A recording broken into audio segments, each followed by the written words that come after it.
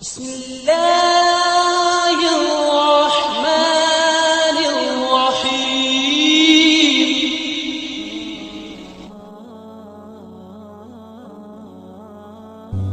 اللہ خود پر کوئی احسان نہیں رکھتا۔ اگر آپ نے اس کے لیے کوئی چیز چھوڑی ہے تو وہ آپ کو اس سے بہتر نواز دے گا۔ دنیا میں واحد کتاب قرآن پاک ہے جو انسان کی زندگی بدلنے کی طاقت رکھتی ہے۔ کائنات میں کوئی اتنی شدت سے کسی کا انتظار نہیں کرتا جتنا اللہ اپنے بندے کی توبہ کا کرتا ہے، اور زندگی کا سب سے بڑا رزق توبہ کیے بغیر سونا ہے۔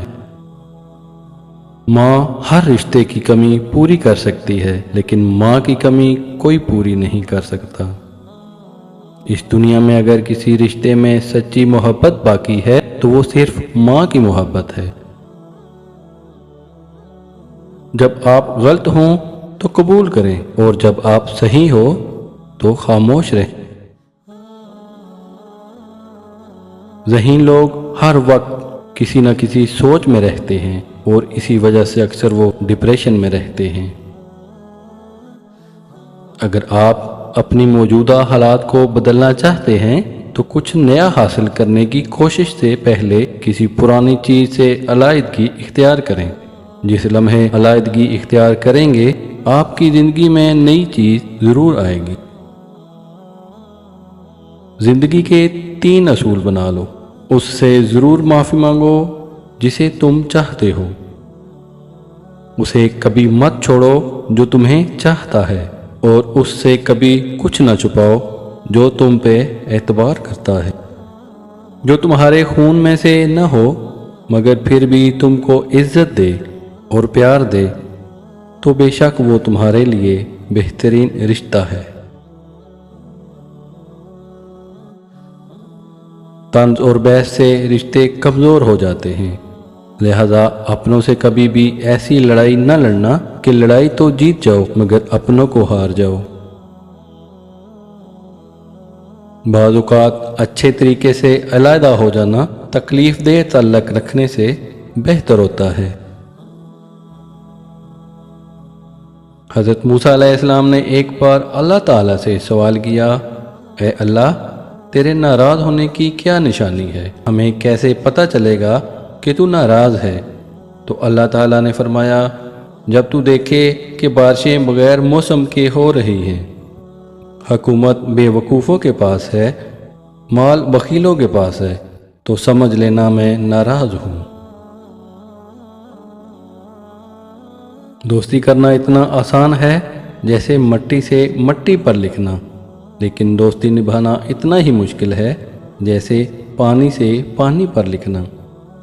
ہم اس دنیا میں یوں رہتے ہیں جیسے کبھی جائیں گے ہی نہیں، اور پھر یوں خاموشی سے چلے جاتے ہیں جیسے تھے ہی نہیں۔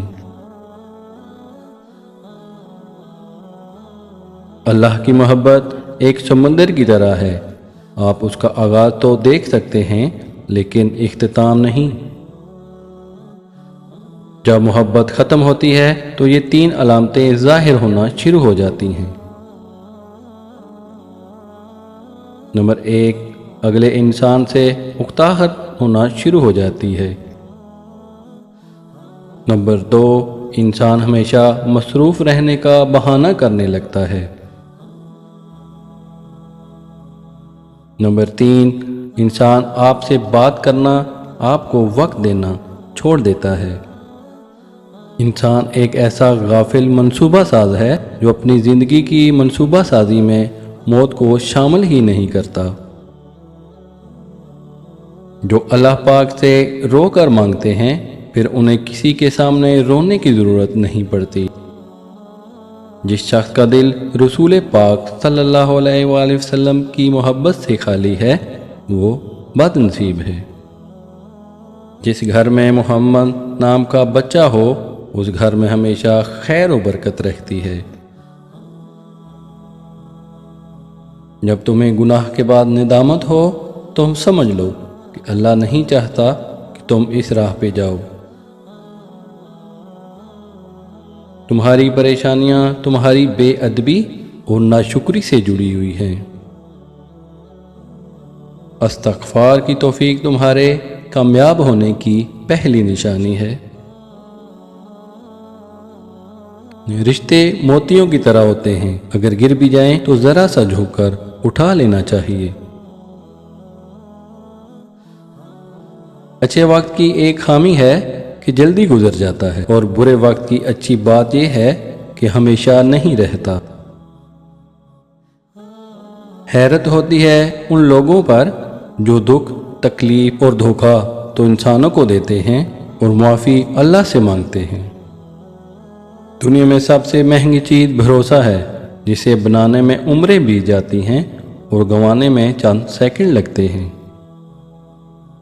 زندگی دوسروں سے قرض نہیں لی جا سکتی، اسے خود اپنی روح کے اندر روشن کرنے کی ضرورت ہے۔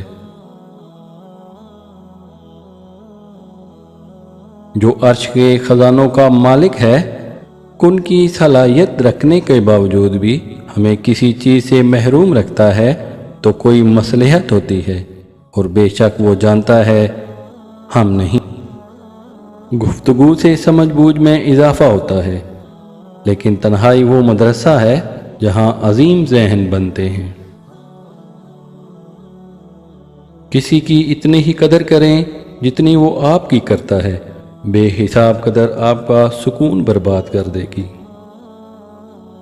کسی انسان کے دل میں گھر کرنے کا بہترین طریقہ ان چیزوں کے بارے میں بات کرنا ہے جو اسے بہت عزیز ہوں۔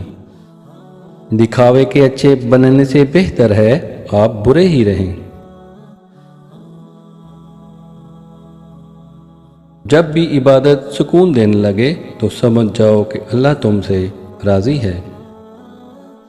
اللہ سے مانگنا کبھی مت چھوڑنا، اللہ نے تو ابلیس کو بھی وہ دے دیا تھا جو اس نے مانگا، تم تو پھر بھی اس کے محبوب کے امتی ہو۔ انسانی دماغ 3 چیزوں پر فوراً متوجہ ہوتا ہے، نمبر 1 کھانا، نمبر 2 خطرہ، اور نمبر 3 دل کا شلوک۔